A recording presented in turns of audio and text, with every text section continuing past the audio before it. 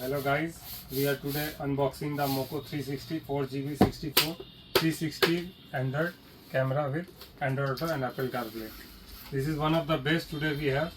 This is with QLED screen and 4 into 52 watt output power it gives, 2.1 GHz or speed it produces, and octa-core processor. That's for given. You know the MOCO brand. So देखें first of all इसमें क्या है. ये bag खोल दिया box हमने. Normal warranty cards वगैरह है.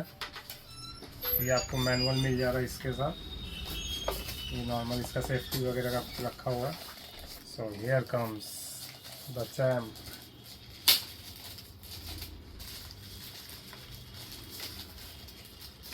ज़्यादा ही अच्छी बॉक्सिंग करके रखी इन लोगों ने. Let's have a look. This side body you will see full steel. These are the harness which have been given with this. This will be installed in that. So and wirings, let's see what we have today in that. Is one thing for more. This is with 4G SIM support. We will get 5G. So these are the normal wirings you will need to get 360 kits, and this is the SIM card slot, GPS, everything. This is the wiring.